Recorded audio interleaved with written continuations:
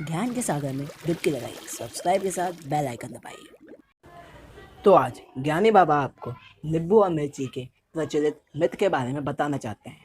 वो आज आपको बताएंगे कि नींबू और मिर्ची को घर के बाहर या दुकानों के बाहर या नए नए वाहनों के बाहर टांगने का क्या अर्थ है और यात्रियों का पुराने ज़माने में अपने साथ नींबू मिर्ची ले जाने का क्या कारण था। तो वह आपको बताना चाहते हैं कि नींबू और मिर्ची को घरों के बाहर या दुकानों के बाहर टांगने का मूल्य कारण यह है कि कई समय से एक प्रचलित कथा चलती आ रही है जिसके अनुसार लक्ष्मी की बहन अलक्ष्मी है। लक्ष्मी की बहन अलक्ष्मी है जो कि उससे हर तरीके से भिन्न है। वह दरिद्रता असंपन्नता का प्रतीक है। इसलिए ऐसी कथा की मान्यता के अनुसार अलक्ष्मी को नींबू और मिर्ची अर्थात खट्टा और तीखा खाना अधिक प्रिय है। यही कारण है कि जिससे घरों के बाहर नींबू और मिर्ची टांगे जाते हैं, जिससे जो अलक्ष्मी है उसे घर के बाहर ही अपना स्वादिष्ट भोजन मिल जाए और वह उसे ग्रहण करके आगे की ओर प्रस्थान करे, जिससे घर में दरिद्रता और असंपन्नता का निवास ना हो।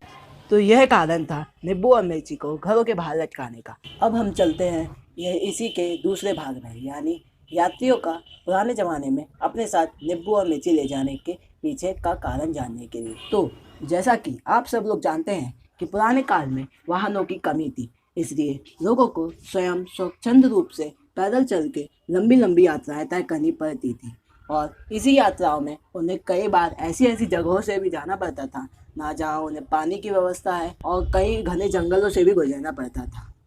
इन्हीं यात्राओं के दौरान कभी कभी उन्हें पानी की कमी हो जाती थी और इसी पानी की कमी को दूर करने के लिए वह अपने साथ नींबू ले जाया करते थे। नींबू में साइट्रिक एसिड पाया जाता है और यह अपने आप में ही स्वयं स्वच्छंद है किसी को भी हाइड्रेटेड और शक्तिपूर्ण करने के लिए। इसे अगर अपन थोड़े से भी पानी के साथ मिलाकर पिएं तो यह हमें कई समय तक हाइड्रेटेड रखता है और हमें पानी की कमी महसूस नहीं होने देता। बताते हैं मिर्ची का साथ ले जाने का क्या उपयोग था। मिर्ची जो कि एक इंडिकेटर के रूप में मानी जाती है। पहले के समय में उन्हें कई सारे जंगलों से गुजरना पड़ता था जहाँ उन्हें तरह तरह के सांप बिच्छू आदि आदि जीव मिलते थे जो कि जहरीले होते थे। तो ऐसा कुछ होता था कि समझो किसी व्यक्ति को किसी सांप ने डस लिया और अब यह पता करना है कि उस सांप को डसा हुआ जहर जहरीला है अथवा कम जहरीला है। तो यह जानने के लिए उस व्यक्ति को मिर्ची चखाई जाती थी। यदि उसे मिर्ची का स्वाद आ जाता था तो इससे यह सिद्ध होता था कि उस सांप का जहर जहरीला नहीं है, और यदि उसे उस मिर्ची का स्वाद नहीं आता था तो इससे यह सिद्ध होता था कि वह सांप जहरीला है और इससे उसे डॉक्टर के पास जल्दी से जल्दी ले जाया जा सकता था। तो यह था पुराने ज़माने में अपने साथ नींबू मिर्ची ले जाने का एक मूल्य कारण।